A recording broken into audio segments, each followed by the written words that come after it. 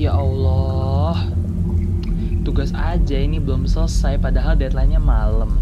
Besok ulangan belum belajar. Habis itu 3 hari ke depan mau lomba, tapi nyiapinnya baru dikit. Sama nanti malam mau rapat ya. Allahu Akbar. Lama-lama ini badan capek. Stres juga lagi nih otak. Capek deh, capek.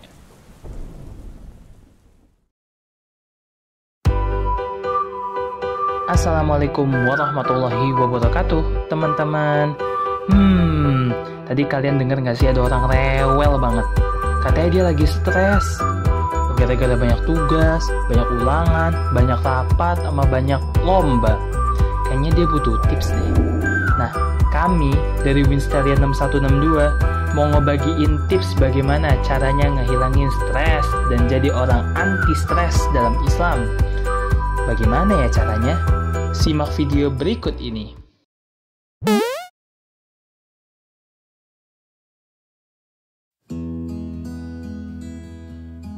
Buat yang pertama adalah mendasari niat dengan ikhlas. Segala sesuatu yang kita perbuat pasti didasarkan kepada mengharap ridha Allah semata. Allah yang bakal nentuin, sementara kita hanya merencanakan dan mengusahakan. Ikhlas tuh adalah hal yang paling mendasar dan paling penting dalam setiap amal ibadah maupun perbuatan yang kita lakukan. Ikhlas tuh ibaratnya sebuah jembatan yang menghubungkan kita terhadap jalan keselamatan menuju akhirat. Ikhlas tuh juga menghadirkan ketenangan jiwa di dalam diri kita dan dapat menyelamatkan kita dari azab Allah Subhanahu wa Ta'ala. Jika semua perbuatan kita niatkan dengan ikhlas demi mengharap ridha Allah, insya Allah apapun hasil yang diperoleh tidak akan membuat kita stres. Allah Subhanahu wa Ta'ala berfirman dalam Quran surat At-Taubah ayat 91, Laisa 'alad du'afa'i wala 'alal marda wala 'alal ladzina la yajiduna ma yunfiquna harajun idza nasahu lillahi wa rasulihi ma 'alal muhsinina min sabil wallahu ghafurur rahim. Artinya, tiada dosa lantaran tidak pergi berjihad atas orang-orang yang lemah, orang-orang yang sakit, dan atas orang-orang yang tidak memperoleh apa yang mereka nafkahkan. Apabila mereka berlaku ikhlas kepada Allah dan Rasul-Nya, tidak ada jalan sedikit pun untuk menyalahkan orang-orang yang berbuat baik. Dan Allah Maha Pengampun, lagi Maha Penyayang. Nah, jika tadi yang telah disebutkan adalah ayat Al-Quran, sekarang kita akan membahas hadis tentang mendasari niat dengan ikhlas. Dari Abdul Aziz bin Abdullah berkata, telah menceritakan kepadaku Sulaiman dari Amru bin Abu Amru dari Sa'id al-Maqburi dari Abu Hurairah bahwa dia berkata, ditanyakan kepada Rasulullah SAW, wahai Rasulullah, siapakah orang yang paling berbahagia dengan syafaatmu pada hari kiamat? Rasulullah SAW menjawab, aku telah menduga wahai Abu Hurairah bahwa tidak ada orang yang mendahuluimu dalam menanyakan masalah ini, karena aku lihat betapa perhatian dirimu terhadap hadis. Orang yang paling berbahagia dengan syafaatku pada hari kiamat adalah orang yang mengucapkan La ilaha illallah, tiada Tuhan selain Allah, dengan ikhlas dari hatinya atau jiwanya. Hadis riwayat Bukhari. Cara yang nomor 2 yaitu salat. Salat merupakan media untuk kita berkomunikasi kepada Allah Subhanahu wa Ta'ala. Dengan menjaga salat fardu serta mengerjakan salat sunnah yang telah dianjurkan, turut membantu menjaga ketentraman hati sehingga mampu mengatasi segala permasalahan emosional yang ada. Melalui salat pula, kita bisa mendekatkan diri kepada Sang Pencipta, yang mana tiada ada yang lebih baik selain menghadap kepadanya. Salat akan membuat kita lebih tenang dan damai. Dengan salat, lelah fisik, beban masalah, ketidakstabilan emosi, dan berbagai masalah lainnya tidak akan mengganggu kita lagi, asal kita salat dengan khusyuk. Sebagaimana firman Allah Subhanahu wa Ta'ala di dalam Al-Quran, Surat Al-Baqarah ayat 153. Bismillahirrahmanirrahim. Ya ayyuhalladzina amanu sta'inu bis-sabri was-shalah. Innallaha ma'as-sabirin. Yang artinya, hai orang-orang yang beriman, jadikanlah sabar dan sholat sebagai penolongmu. Sesungguhnya Allah beserta orang-orang yang sabar. Dengan mengerjakan sholat, kita juga akan sadar bahwa kita tidak pernah sendiri. Ada Allah yang selalu bersama kita dan selalu siap membantu setiap hambanya yang kesusahan. Karena Allah itu maha pemurah lagi maha penyayang. Jadi kita tidak perlu merasa cemas, Allah selalu bersama kita. Yang ketiga adalah berzikir. Zikir itu kan artinya mengingat Allah. Gak cuma dalam lisan, tetapi juga dalam setiap perbuatan kita. Dengan begitu, kita akan menjadi tenang. Sebagaimana dalam firman Allah Subhanahu wa Ta'ala dalam Quran surah Al-Ra'd ayat 28. A'udzubillahi minasyaitonirrajim. Bismillahirrahmanirrahim. Ala bidzikrillahi tatma'innul qulub. Ingatlah, hanya dengan mengingati Allah lah hati menjadi tenteram. Berzikir itu diniatkan untuk Allah akan menjadi suatu ketentraman hati. Terlebih jika zikir yang kita lantunkan dan kita praktekkan banyak mengandung kalimat-kalimat yang mengesahkan Allah, seperti ayat kursi maupun zikir-zikir lainnya. Dan untuk yang keempat adalah berdoa. Selain sholat, berzikir, cara untuk kita bisa berkomunikasi dengan Allah Subhanahu wa Ta'ala ialah dengan memanjatkan doa kepadanya. Dengan berdoa langsung kepada Allah, artinya kita bisa berbicara kepadanya secara tidak langsung. Juga akan membuat kita menjadi lebih lega. Kita berdoa, berkomunikasi, curhat kepada Allah dengan harapan kita diberi kemudahan, kekuatan, dan juga ketabahan dalam menghadapi segala macam cobaan hidup yang Allah berikan. Dengan begitu, kita akan selalu lebih optimis dalam melalui masalah-masalah yang kita akan lewati. Allah Subhanahu wa Ta'ala berfirman dalam Quran surah Al-Baqarah ayat 286. Rabbana wa la tahmil alaina isran kama hamaltahu ala alladhina min qablina.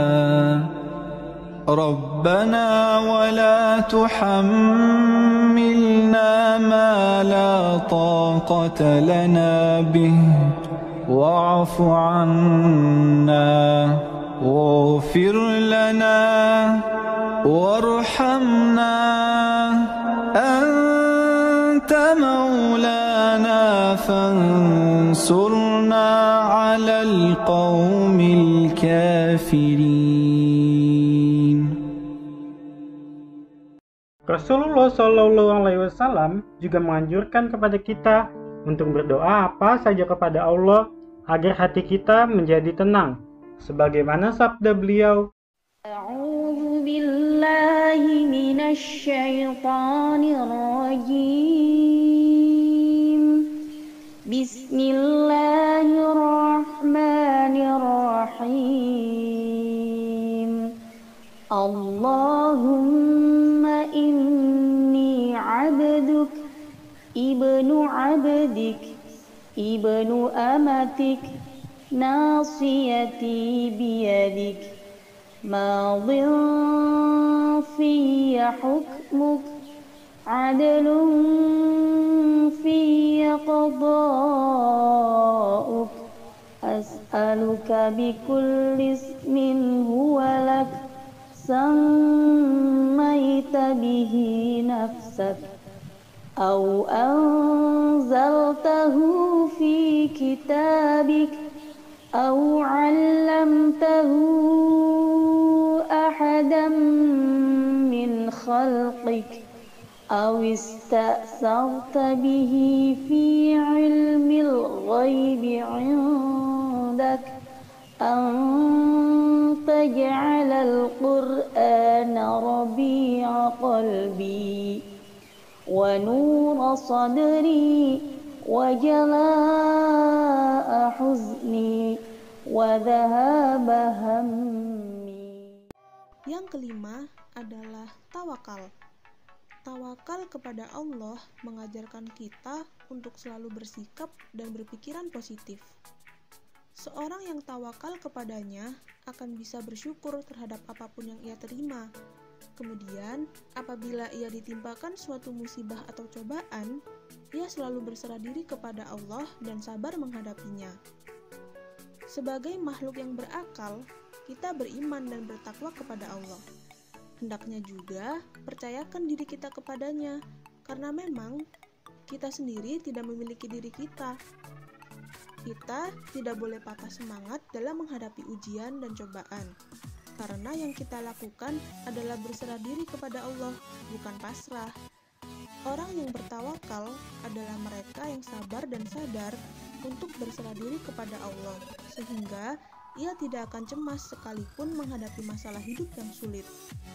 Orang yang tawakal kepada Allah pun menjadi tidak mudah terkena stres.